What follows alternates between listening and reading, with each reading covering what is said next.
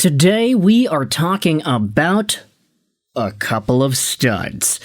Big European machines out there on the ice for the Detroit Red Wings because man, oh man, there's a pretty good conversation to have about Moritz, Seider and Simon Edvinsson.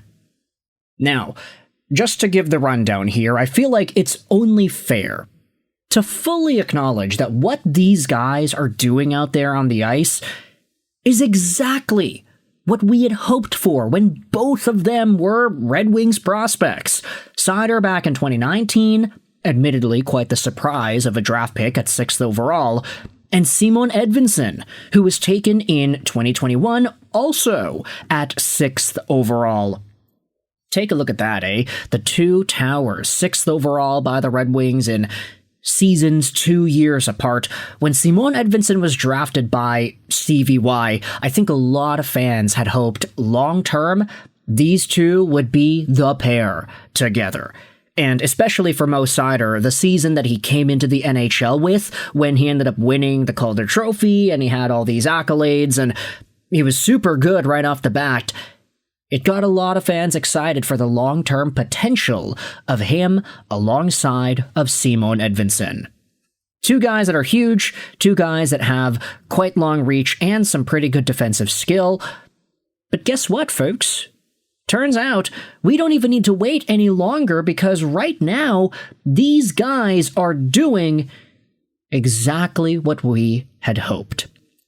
This was posted by, the watermark on the top of the image is the Wing Wheeled Pod, so shout out over to those guys. But this was posted onto the Detroit Red Wings subreddit as well.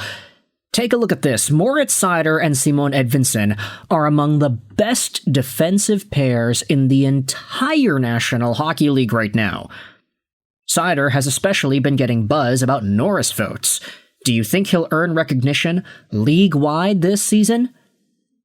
Now, the description goes out there and says, out of 62 defense pairs that have played 170-plus minutes together in the NHL this season, Edvinsson and Seider rank number 1 with a 61.1 expected goals percentage. When you swipe to view, you will see the list here on moneypuck.com. You know, it's a little small, so let's just go out there and pop it up ourselves here. We'll go over to players and, it's not players, it is on lines, that's what it is. We will go to defensive pairs only, and we will take a look at the minimum ice time of 170 minutes together. You can see that when it comes to expected goals percentage, Edvinsson Seider is number 1 in the NHL.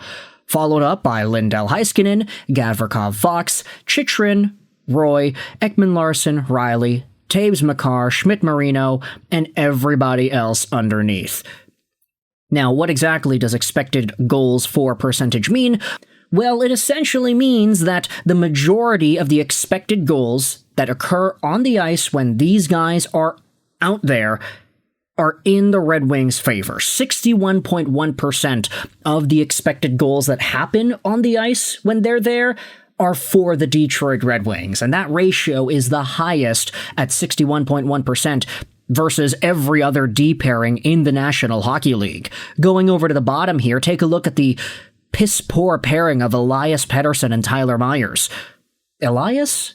Marcus, I'm not sure. It doesn't differentiate, but they have an expected goals percentage of 38.1, which means that when it comes to expected goals that occur on the ice when these guys are out there, only 38% of them are Vancouver's. 62% of the expected goals that occur when these guys are out there on the ice belong to the opponent. So Edvinsson Seider, their play is allowing the Red Wings to significantly outchance their opposition when they're out there playing together.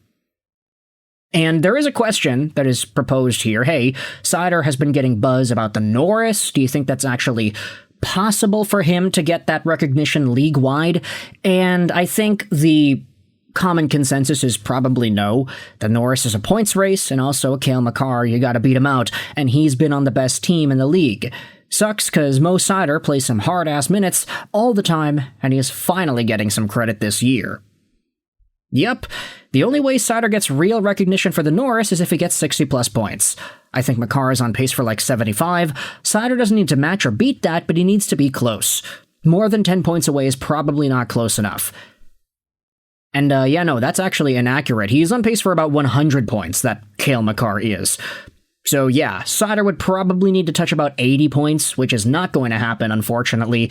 And, to be fair, that's not a bad thing. He's gone out there with a 62-point pace so far on 82 games for a season, and that's really strong.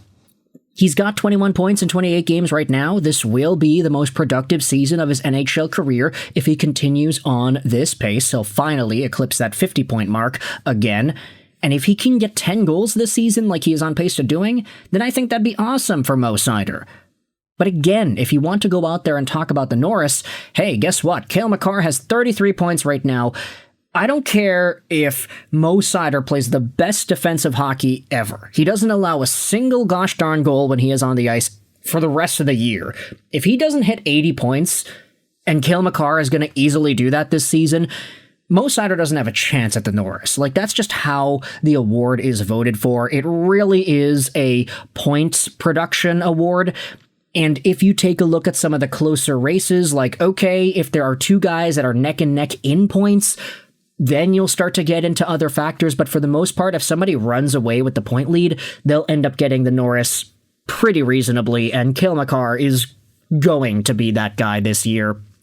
Mo Seider, as productive as he is not close to touching what Cale is doing in terms of the offensive side of the game, and that does seem to be the primary focus that voters tend to go for when it comes to evaluating who deserves the Norris. And admittedly, we should not be surprised about that. This is the way the NHL has trended towards when it comes to guys like Makar winning multiple Norrises, Adam Fox winning, Evan Bouchard being in the conversation, Quinn Hughes winning, Zach Werenski being nominated. You have all these versatile, flashy, offensively skilled guys that may not necessarily be as good as Seider defensively. I mean, literally, Makar, Heiskanen, and Fox, they are here with their pairings near the top of the list too. It's just good that Seider is number one though, right? Right? So even though this is the way that the Norris is voted for, that's not to say that Seider's not going to get votes. Oh no, he'll probably get a few votes even. Maybe even second or third place votes. Maybe one or two riders goes out there and even votes for him as number one. But Cale Makar and the impact he has is just too strong, even though Mo Seider and Edvinsson have been so good together that they are literally the best pairing in the National Hockey League right now. So, part positive, part negative. You can let me know your thoughts in the comments. How do you feel about this update in regards to Seider and Mo? Seider and Mo. Seider and Edvinsson, excuse me. Mo and Ed, you can say. How do you feel about Mo Seider potentially being in the conversation for the Norris Trophy? And do you think he'll be a finalist? Let me know your thoughts in the comment section below. I hope you enjoyed this video. And bye.